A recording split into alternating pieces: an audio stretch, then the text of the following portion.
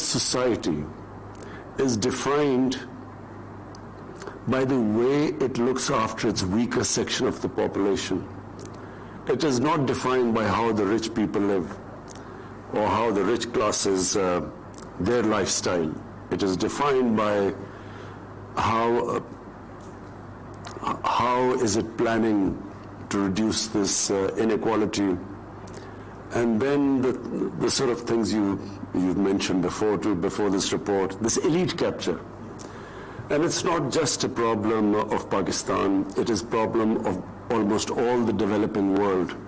It is also, of course, a problem in the richer countries, where you see this incredible situation of about the last time, I think maybe it was the UNDP report, I'm not sure, where around about 60 people own about the same amount of wealth as about 3.5 billion people on this earth, which are shocking figures, because there has to be something wrong with the world order where such inequality exists and such, on one side, such opulence or wealth that can never be spent in 10 lifetimes, and on the other hand you have extreme poverty, and then with COVID, which is all it has done is that it has made poor people, whether they're in rich countries or in the poor countries, it's made them poorer. So more and more people have gone below the poverty line. It hasn't affected the rich people. In fact, some of the rich people have got richer during this COVID last 1 year. Elite capture is a problem specifically of the developing countries. And I was reading the FACTI report. The Secretary General of the United Nations has made a panel under him which has come up with this report, and it is a shocking report. The report is that every year $1 trillion leave developing countries into tax havens or into properties in richer countries, and that $7 trillion of these poor countries, money laundered out of the countries, is parked in safe tax havens and are leaving the poor countries. So basically, this is, if I just look at the world, this one fact is the reason behind this huge inequality in this world and the cause of huge poverty, because when this sort of money leaves the poor countries, employment is created in the countries it is destined for. So the poor countries are not only deprived of employment which this money could provide, not only does it also create poverty because this is the money that could be spent on human development, but it also affects the currency. Because when so many dollars leave the poor countries, the currency gets affected. And when the currency gets affected and when it devalues, it causes more poverty or inflation. So this is a vicious cycle going on, and really, unless something is done about it, I'm scared that the richer countries will have to build these walls to keep these immigrants, economic immigrants out, who will be trying desperately, risking their lives to get to richer countries. So this is the one factor which, in my opinion, is causing more deaths in this world, poverty, misery in this world, and unfortunately the richer countries, there is no incentive to stop this outflow from the poor countries of illicit money, because they gain from it. Now I come to the elite capture in our country, in our experience of 2.5 years. I'm proud to say that we're the first government that has gone after the cartels. No one in our history has gone after the most powerful sugar cartel. All it does is it just jacks up the sugar prices, and sugar is consumed amongst the poor people the most, because it's like the dessert of a poor family. And the children in poor families sugar is everything, and therefore, because it's consumed by the masses, therefore the sort of profits that are made by jacking up the sugar prices by the cartels, and because the cartels are all very powerful and connected politically, so this is the first time a government has taken this step. And we intend to, we've strengthened the Competition Commission again to stop this, these cartels from making these mega profits at the expense of the people who actually then bear the burden by, because of inflation, and they get poorer. What I was very proud of this report was the performance of Khyber Pakhtunkhwa, a province that was devastated when we, in 2013, when we took over the province, it was devastated by the war on terror. There were bomb attacks going on. The people had migrated from Pakhtunkhwa into to Islamabad or other cities because of the danger to their lives and the insecurity.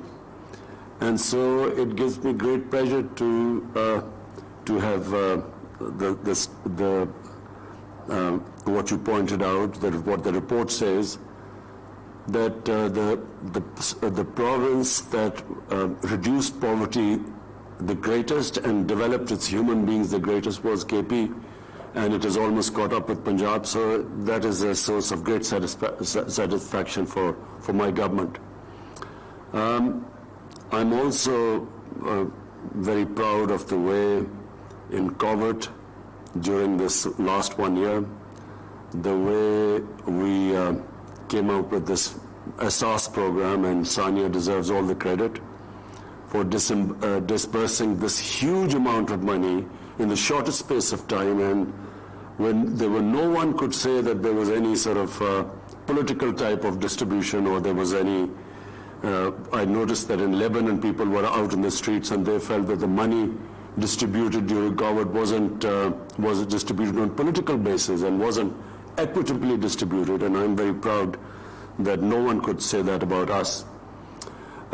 Your point, Dr. Pasha, that now that we are having probably a very scary third wave, in some ways actually it is more scary than the first wave. Second wave wasn't that bad. So we are going to speak to the IMF because we see disruptions ahead. And just when our economy was recovering and all the indicators were positive, unfortunately now we will have to review the whole situation and a new SAS program, because the service industry has been badly hit everywhere in the world, but in Pakistan our service industry has been really badly hit. And now with this third wave we will have to give incentive packages. When we look at what the United States, with a population of 330 million, it's almost $4 trillion is what they have distributed, and our population with 220 million, we barely $8 billion was the total incentive package we came up with. So I think it's time for a second package, and we will obviously talk to the IMF. And I think the head of IMF, I think she realizes, I've read her statement, she realizes that this is a very unique situation, and you cannot suppress demand, and you cannot impose conditions when people are already suffering. So we will I will personally talk to her, and as you quite rightly mentioned, Dr. Pasha, that the UNDP report clearly states that you have to protect those, because the people affected are the poor people. The masses are affected everywhere in the world by the lockdowns and the disruption by the coronavirus. So we will be talking to them, and I look forward to reading in details your suggestions how we can protect the most vulnerable section of our society. Finally, all I would like to say is that this UNDP report is going to really help us, because you have gone into details. We talk in theory, But you will now, with all this data you've gathered, this will really help us in fine-tuning our policies. And the main thing is to protect our poor section of the society. And also the regional disparity. We're already working on that. And Sania has been gathering this data. We've covered almost 75% of our population. And we hope to have this data of covering the entire population by June. And so what we plan to do is then give direct subsidies to people. Once we have this data, and this untargeted subsidy, as you quite rightly pointed out, it's utilized by those people who don't need it, and the people who need it are deprived of it.